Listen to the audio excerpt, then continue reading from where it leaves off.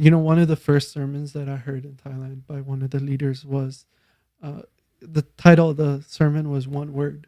Mm. And he was talking about how just one word from God can change history.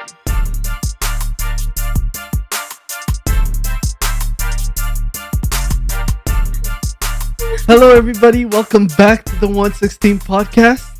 Welcome back. Yeah, we missed you. We didn't post last week. Yeah, no, some stuff came up. But Yeah, we'll actually talk about it in this podcast. mm-hmm. Anyways, we have a special guest today. Yes, you'll never guess who it is. Yeah. Uh, Would you like to introduce? yes, please welcome our special guest, Nati.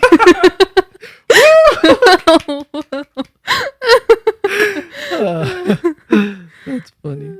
Yeah, so I'm going to be interviewing Nati today, Mhm. and you guys are going to get to know him a little bit better for those of you who maybe don't know a lot about him yet.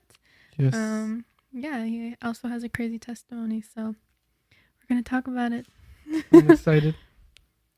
Anyways, let's start with positive of the week.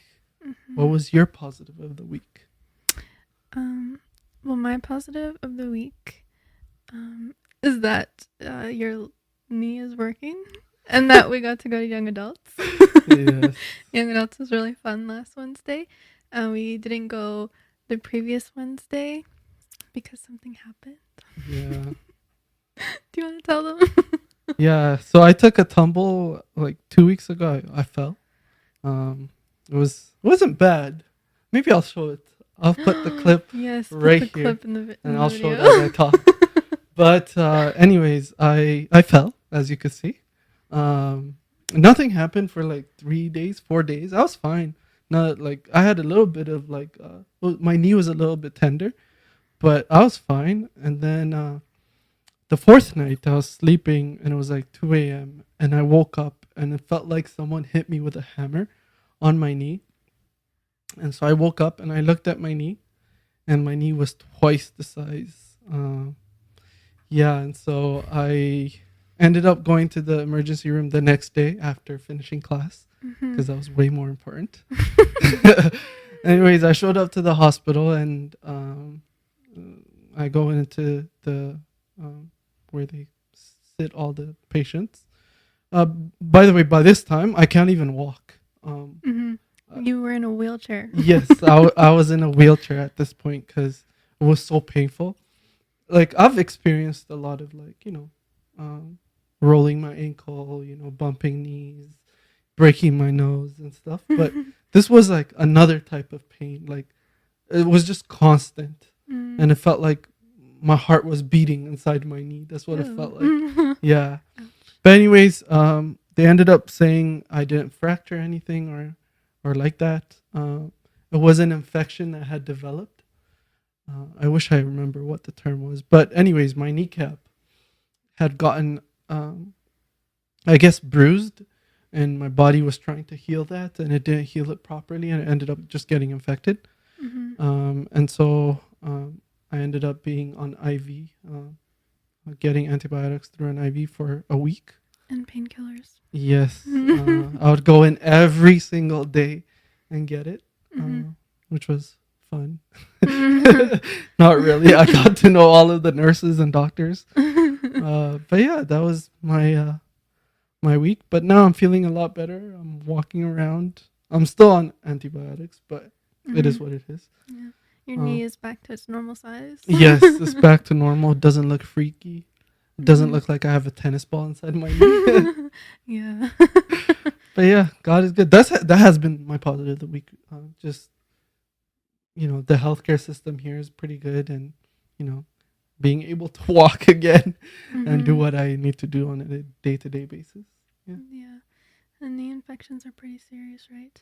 And rare as well. Yes, I didn't know how serious it was. I thought it was just, just an infection like any other infection, but the doctors were taking it like super serious, saying it could spread to the rest of your body, blah, blah, blah. I was like, oh, you know what? That's not going to happen to me. No. And so, yeah. Yeah, there's a lot of people praying for your knee. And it healed a lot faster than expected. Yeah, it healed within like 3 days, I want to say. I was feeling a lot better. I didn't need to be on painkiller. I was walking around. So, yeah. Yeah, and the crazy thing that happened on a Monday or Tuesday? Yes, on a Monday night. Okay, yeah. And then on the Sunday previous, I was teaching Sunday school, and the main idea was Jesus has the power to heal. Mm-hmm. And so we were talking about that. And then when your knee got infected and you were in the emergency, I low-key was starting to panic. And then Wow. I remembered, oh, I literally just taught this to children. God has the power to heal. Wait, why were you panicking? Because I was worried. What? Anyways, I didn't think I was going to apply what I taught in Sunday school to my entire week that week, but I did. And so Yeah. I told the kids the following Sunday, Mhm. guess what? Remember what we learned last week? Well, I really learned about it this whole week. That's nice. Yeah. Anyways, so those are our positives of the week. Mm-hmm. Let's start with your story. Let's start at the beginning. Tell us a little bit about where you're from originally and kind of how you came to Canada, because you weren't born here. No, I wasn't born here. I was born in, they used to call it Nazareth. Now it's called Adama. I was born there and raised there. We lived, my family and I lived in Ethiopia up until I was 7.5, maybe around there. And we ended up moving to Kenya. We migrated to Kenya. We were immigrants in Kenya. And we ended up staying there for a year. And we came to Canada after a year. We came to Winnipeg, out of all places. Yeah.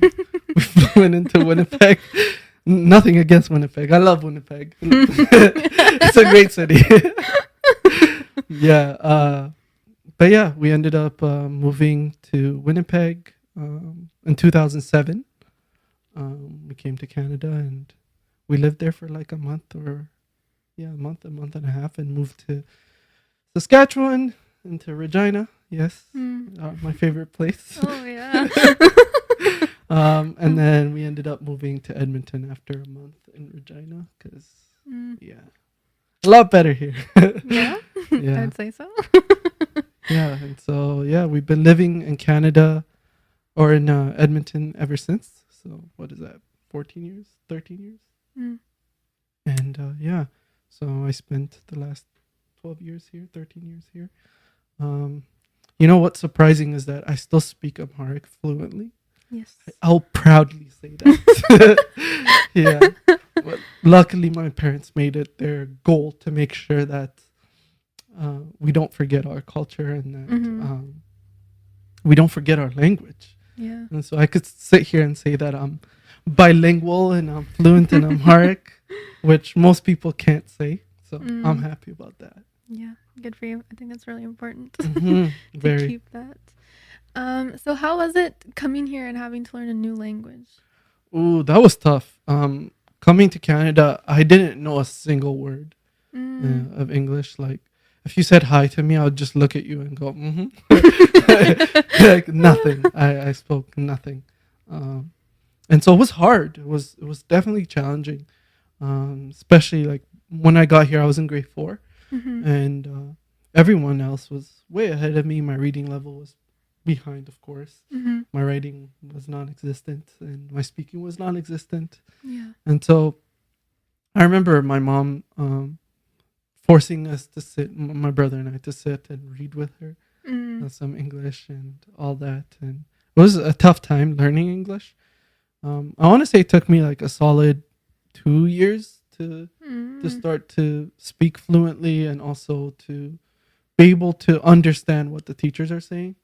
Because one thing about English speakers in Canada, they speak really fast. Like sometimes all you hear is I do it myself at times as well. But yeah, that made it way more difficult.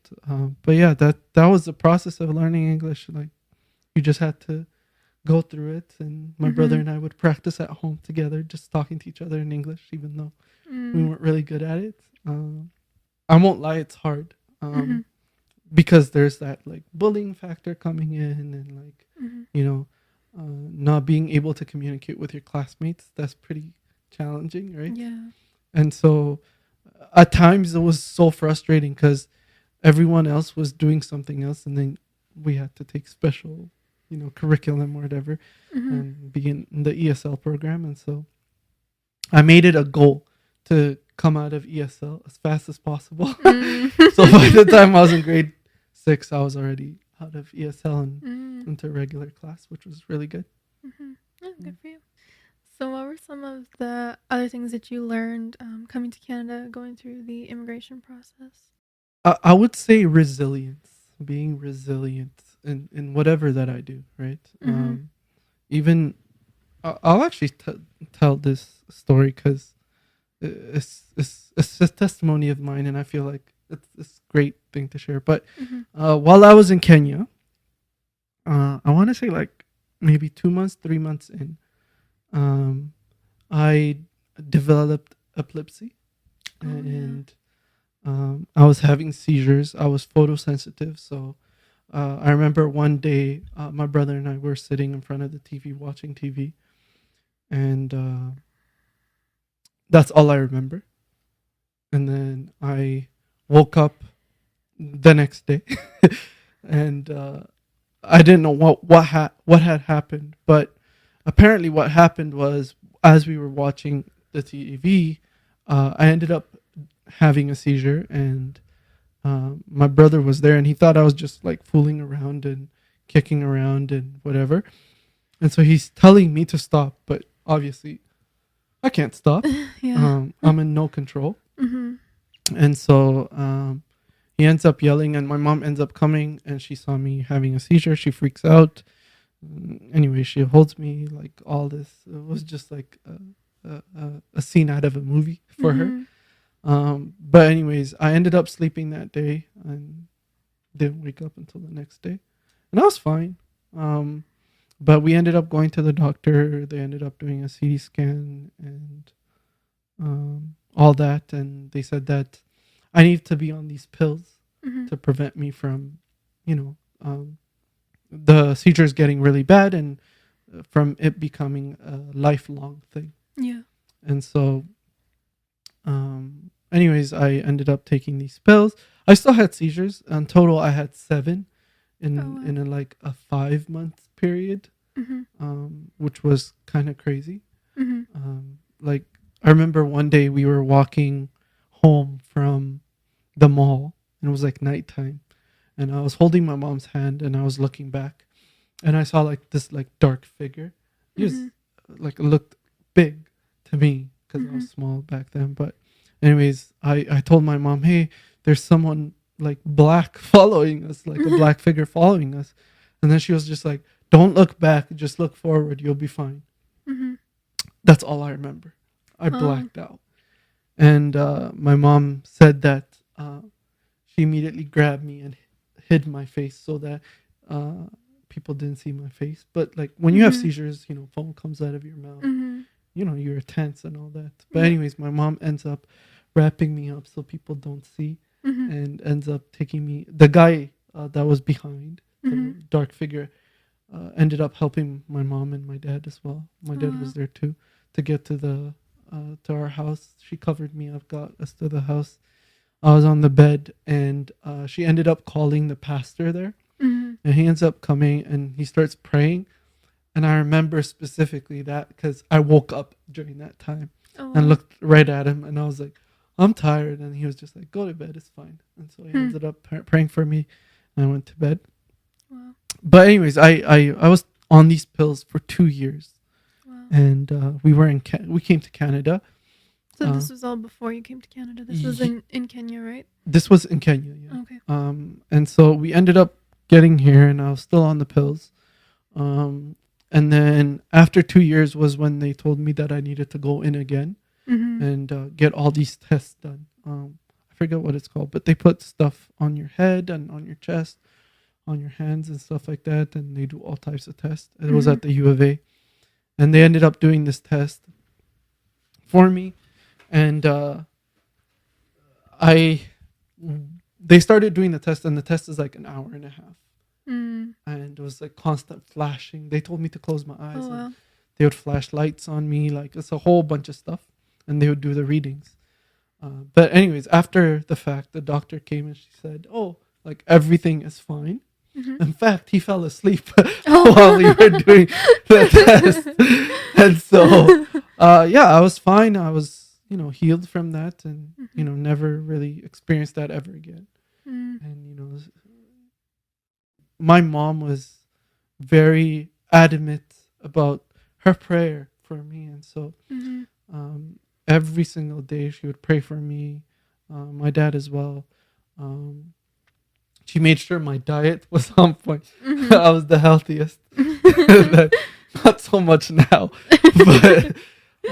but yeah, I really want to thank her because it was because of her help as well, and Mhm. God just doing a miracle. Honestly, Yeah. it's very rare that people come out of that and be normal again. Mm. Um, it's typically it's a lifelong thing that Yeah. people experience, but luckily for me it was just then, and it was just a short period of time, Yeah. and I thank God every single day for that. Wow. Yeah. Thank God for your mom, Yeah. for doctors, Yes. for medication, and Uh-huh. that God has a power to heal. Exactly. Yeah. Wow. Okay. So, I know your family believed in God and stuff, but when did your faith in God really become your own? Yeah, I mean, like I was raised in a Christian home, of course, but going to church and all that. But for me, I want to say it became personal in Kenya. I remember this specific time where we would sit around every single day and read the Bible Mhm. with my mom and dad, and we would pray for like hours. I want to say like 3 4 hours because we Oh, had wow. nothing else to do. You had like family prayer meeting. Exactly, just like that. At the time, we didn't go to school because there was a whole thing with school, going to school, getting bullied, Mhm. not speaking the language, getting beat by the teachers. Like, Oh.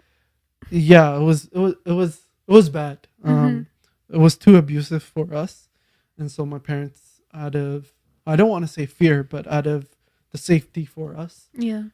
decided to just keep us at home Mhm. and do everything from home. And so, but anyways, going back to the story, I remember this specific day we were reading, and just the whole story of Jesus became so real for me, that the sacrifice uh, that was done for us, Mhm. and in order for us to be saved.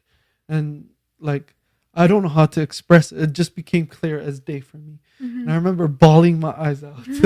My parents going, "Are you okay?" Oh, Like wow. bawling my eyes out. And I want to say it was then that I I really got to know who Christ was and how real He was to me. Mhm. Um, but of course, like as I grew older, um, even though that revelation had happened, I slipped back, Mhm. right? Um, I was not the perfect child, by no means. I was far from that, and so like through after coming to Canada, I want to say from like grade 7 up until I was in grade 12, like I did not care.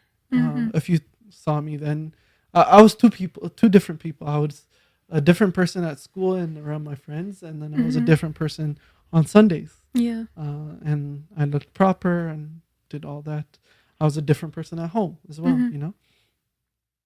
but uh, I was living this two different lives. Yeah. And so I want to say in grade 12, uh, I got baptized. Going back, I'm sorry, I'm jumping around all over the place. My brain is all over the place. But anyways, I ended up getting baptized when I was 10. Okay. I should preface that. After coming to Canada was when I got baptized when I was 10. Okay. Um, but anyways, after that, uh, for me, it was out of like everyone that had gotten baptized with us ended up receiving speaking in tongues, the gift of speaking in tongues. Mm. But I didn't, Okay. and I was so bitter.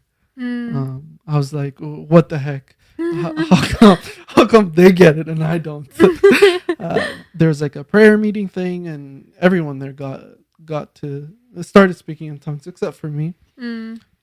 and my brother as well. And so I became really bitter during that time, Yeah. and ended up just slipping back Mm. then, just doing a whole bunch of crazy stuff, saying or just living the worldly life Yeah. and doing whatever I wanted to.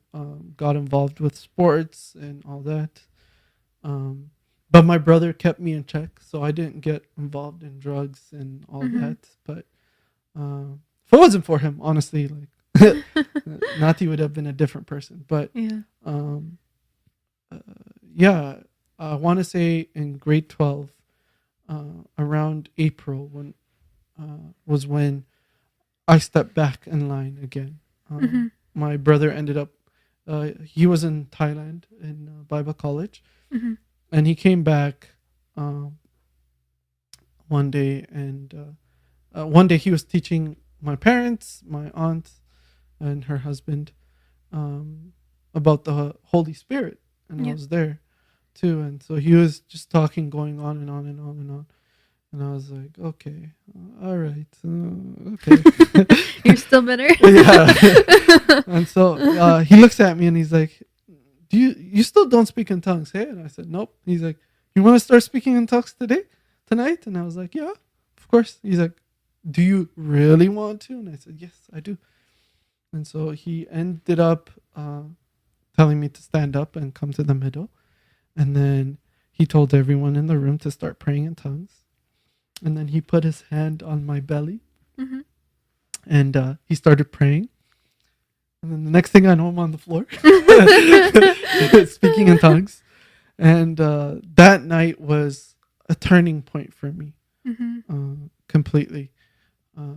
At the time, I was planning to attend the U of A for computer science and to go straight from high school to move out of my parents' house, like Mm-hmm. just live in freedom. Like I had all of this, built up anger and like all that. Yeah. But after that day, my brother was like, "You should really come to Thailand with me." Mm. And so, yeah, I decided to go to Bible college and change my life around and change uh, who I was at the Mm. time. How did you even hear about this Bible college in Thailand? Yeah, so my brother, when he graduated grade 12, didn't really decide what he wanted to do, whether or not to go into, he wanted to study sociology and then possibly law after that. Okay. But he didn't know what to do. And the pastor at the church that we used to attend was like, if you still haven't decided, there's this Bible college that you can go to. It's in Thailand. I really like highly recommend it. I go there and teach some years as well. So like I know the people there and I know the culture there, and you should really go. Blah blah blah. And he was like, I don't know. I'm not sure. And so and we had gone to Ethiopia during that time, and while we were in Ethiopia, he decided, yes, that's something I wanted to do. Mm-hmm. We came back from Ethiopia at the end of August, and he left a week later to Thailand. Okay. And he went to Bible college there. And when he came back, he's a completely different person. I didn't recognize him Really? in a good way. Mm. Just every single word that came out of his mouth was a quote of the Bible. That's what it felt like. But yeah, he was a changed person, and that really surprised me. Mm-hmm. And like some of the stories that he'll tell me, I'll be like, all right, sure, I'll believe that. They're just so outlandish and out there. Mm-hmm. And so, anyways, he ended up convincing me to go with him, and that's so I found out about the Bible college out there. Mm. Wow. Yeah. So, what sort of things did you do at this Bible college? Yeah, I don't like giving it the title like Bible college because it was just more than a Bible college. It was way more hands on, Mm-hmm. and so like classes only run from 8 a.m. until noon. Mhm. And then the rest of the time they have like what they call mentor groups. So you go, everyone is like, you get to choose. Basically, this is like, think of it like your major. Okay. So like you'll have like people in leadership, people in worship, people with kids, like a whole bunch of different mentor groups that you go to. And they're obviously like smaller. The Bible college is smaller as well. Mhm. And so, yeah, you get to do all of these like ministry stuff. So in the 2 years that I was there, I was in the worship program. And so I got to do sound, like mixing sound for them, for Mhm. church, and also for events and stuff. I was also, I in my second year ended up playing keys for the band. And so we toured around Mhm. Thailand, and I played keys, and yeah, had a lot of fun and got to perform in front of thousands of people, which was crazy.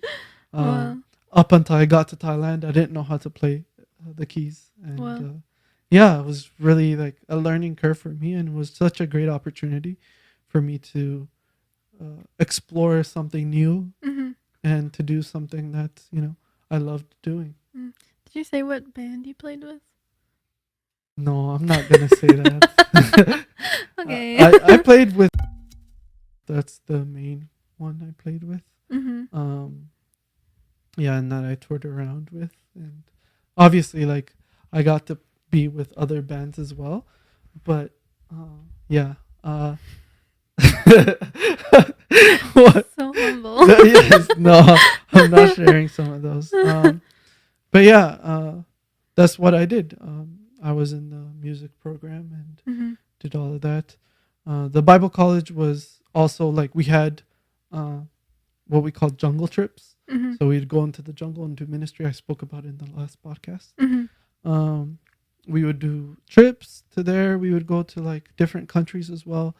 We've been to like Malaysia. We've been to Cambodia, Laos, just a whole bunch of countries, Philippines, doing ministry. Mhm. So we would go there and do ministry for like 2-3 weeks and then come back.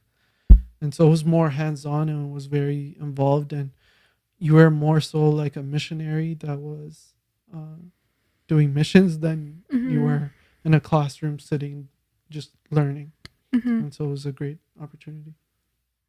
Yeah, it's really good to get like practical hands-on experience on top of that. Yes, it really is. It makes the difference because I think when you're just sitting in a classroom, it just becomes so theory based Mhm. that when you do finish school, it just becomes theory, and so like you don't do anything with it. Mhm. Whereas when you get to experience like what we apply what we learned that day, Yeah. it doesn't just sit there, and so it's such a great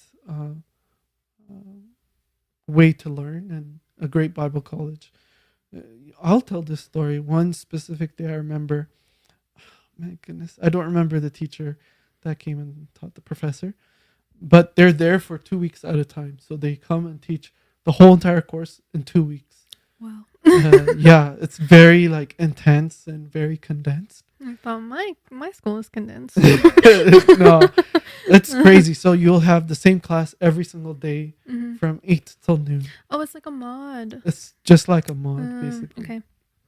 And then at the end of the first week, you'll have like a paper due, and then at the end of the second week, you'll have an exam. Okay. That's a normal thing.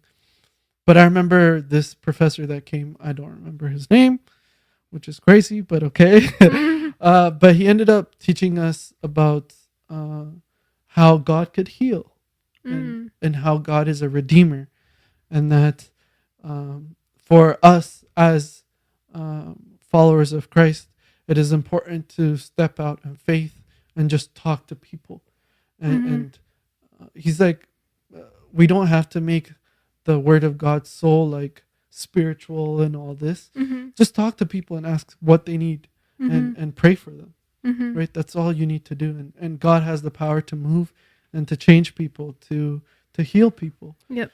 And so after teaching the class, he decided to take us to Pattaya, which is a city in Thailand. Okay. One of the worst cities that I've ever been to. it looks pretty and all, but it's horrible the things that you see there. There's a lot of like sex trafficking, Mm. prostitution, uh, even like child like prostitution. Like it's Oh. disgusting there.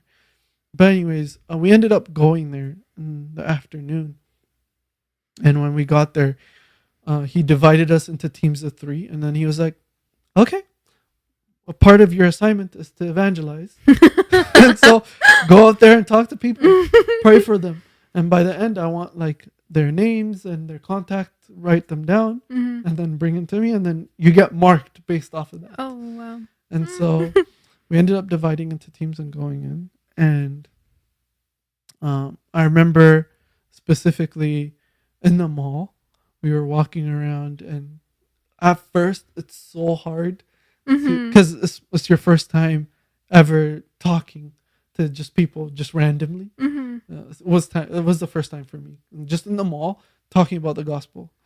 And so um, the first person that I tried to talk to just walked right through me. Like, bumped me and walked right through me, and I was like super discouraged, and I was just like, I don't want to do this anymore. I want to go home. Mhm. um but anyways, after that, we got to talk to so many people and hear about their stories and pray for them and all that. And I remember this one specific lady who was involved in the prostitution, Mhm. and she worked at a bar there. Mhm. We were walking by, there was no one there, and she was just by herself. And so we spoke to her through a translator, and she ended up saying that she would love to get to know more about the gospel and come to church and all that, but she can't because there are the Russian mobs there that Oh control a lot of the prostitution, a lot of the sex trafficking. wow. And so she's like, I want to go, but I'm scared that they'll do something to me, to my family. Hmm. You know, it's hard for me to break free from this because there's so much involved in Yeah. it and all this. But anyways, we just ended up praying for her and giving her contacts to the church in the city we lived in, which was Mhm. Sriracha, a Thai church. And she ended up getting connected to the church by calling. And after a couple of weeks, she ended up coming to church and getting saved. And her whole entire family ended up showing up and getting saved. And like Wow. some of her coworkers ended up coming to the church and getting saved. But basically, just because we spoke to that one person, to her, just her, Mhm. and to just show her that we cared about her and to share the gospel with her and to want nothing else, Mhm. changed her so much that she also got to affect her whole entire community Mm. and the people that she knew. And really that was just like a mind-blowing moment for me, because I was just like, I don't need to evangelize to the whole world in order for Yeah. the gospel to be heard. If I Exactly. just share it to one person, Mhm. that will change history. Mhm. And so like It's like a domino effect. exactly. And so like it was so mind-blowing to me, the fact that what I learned in class could be straight like applied straight into ministry and Mhm. straight into the real life. And to just see it happen was just like a crazy thing for Mhm. me. Yeah. And that's what I loved about the Bible college. Mm. Wow. That's a really cool experience. Yeah, Yeah, I really like how you put that too. Like it's not all on us to share the gospel and make change in every single person's life, because one, we're not even the ones who make the change. It's exactly, not possible with just us. It's God who makes that change. exactly. But it's like a domino effect where you can talk to one person and they can tell three other people. Mm-hmm. And it's the power of God that does that, right? Because the people around them see that there's an actual change in their life and their heart. Yeah, And it's such a cool thing to see and to know, to be a part of. exactly. You know, one of the first sermons that I heard in Thailand by one of the leaders was uh, the title of the sermon was One Word.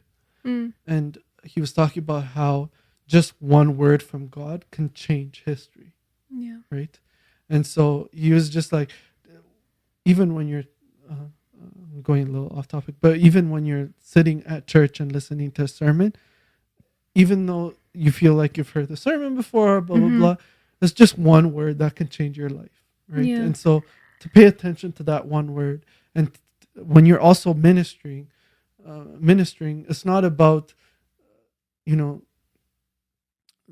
bombarding them with the word of God and like, Mm-hmm. uh, I don't know, just like, uh, uh, I call it Bible thumpers, Oh yeah.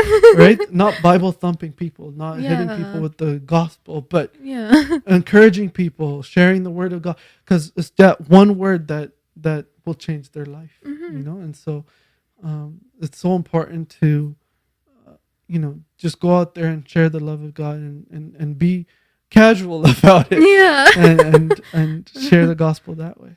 Mm-hmm. Yeah, I think people also take it better when like you don't seem like you have an agenda and you Mm, actually seem like a person who cares about them and who wants to actually get to know them exactly, and not just read off a script that you have memorized. exactly. Like there's a difference between truly caring about someone Mm-hmm. and wanting to share Yeah, the gospel and just trying to shove it in people's faces. yeah. God is a God of relationship, right? And so Yeah. when we do ministry, we ought to also do it in a way that we develop a relationship with them. Mm-hmm. Yes.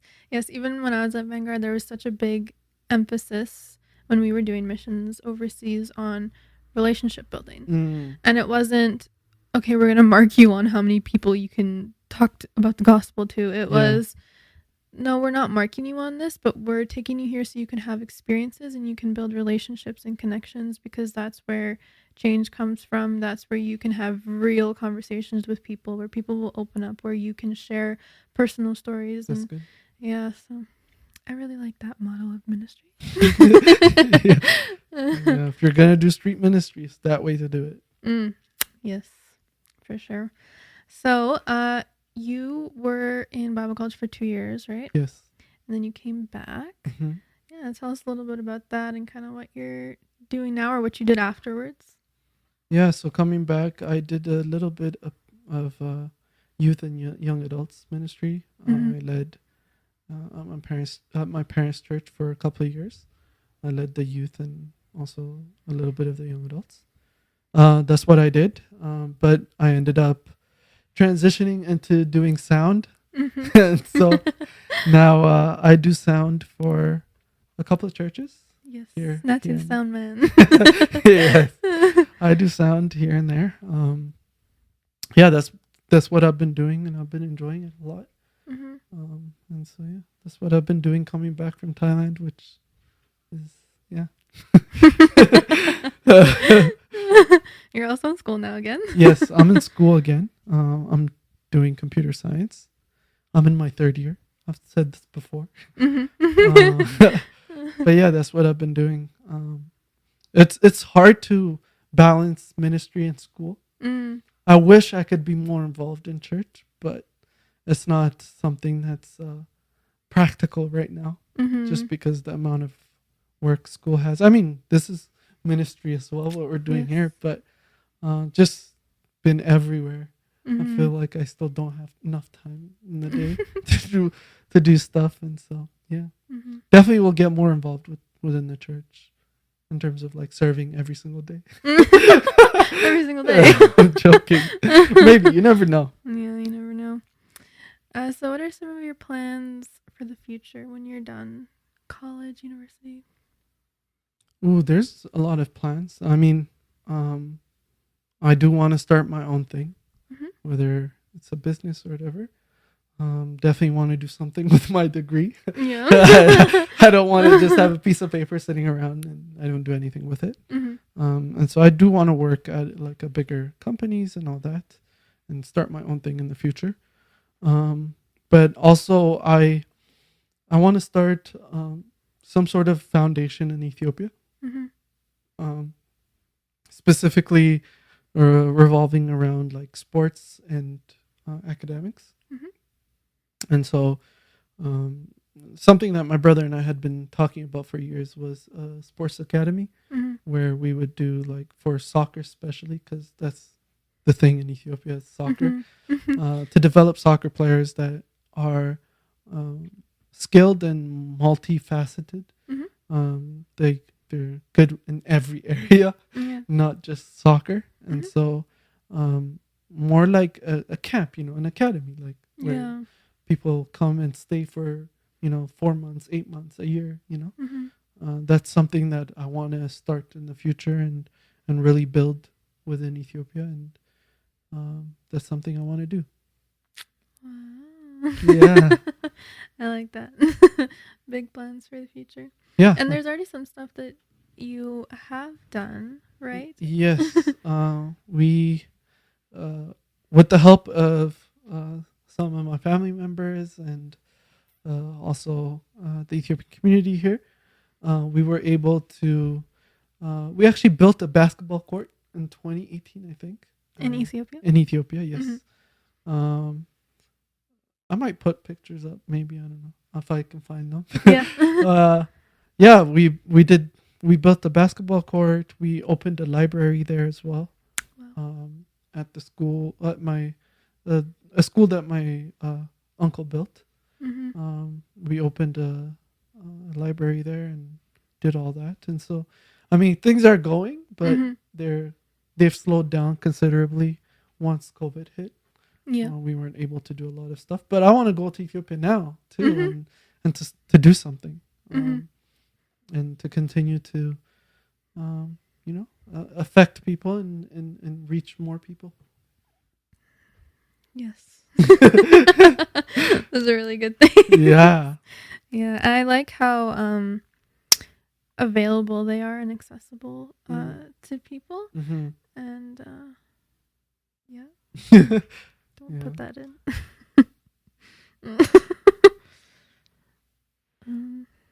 Okay. Okay. Yeah, so hopefully you'll get to go to Ethiopia soon Yes. and I can come. Yes. You can start working on those things. It'll be so cool Yeah. to see in action again. Mm-hmm. Yeah. All right. So let's get to our last question. What has God been teaching you this week that you want to share with people? I want to say to be available. Mhm. I think a lot of the time, we get so caught up in our day to day life that we are not available for the Spirit of God to move. Mm. And so, to be available for God to do a miracle in your life, to be available for God to speak to you, to be available for God to redirect you in your life. Yeah. And so, making it a a uh, uh, making it a focal point Mm-hmm. to create time for God in day to day, creating, even if it's like 5 minutes. Yeah. In that 5 minutes, God could do so many things Mm-hmm. within you, right? And work through you. And so making sure to be available for God to move through and to change our lives. Mm-hmm. And that's something that, that has stuck out to me throughout the week was, to make myself available, to not say, oh, I'm busy. Mm-hmm. You're not busy. It's just that you're not making time. Mm. and so, Yeah. and so, to make time for God, to make time for Him, even when you're showering or sleeping or whatever, and really, you know, pray and read His Word and learn. Mm-hmm. Yeah, that's good. Be available. Yes, be available. Anyways, thank you for joining us. We had a good time, right? Yes, thank you. Thank you for answering all my interview questions. Yeah. We'll have to do yours soon. Yes. Yes. Yeah. So, anyways, thank you for joining us. Thank you for watching. We love you. We care for you. Make sure to like, to subscribe, and to stay tuned. Bye.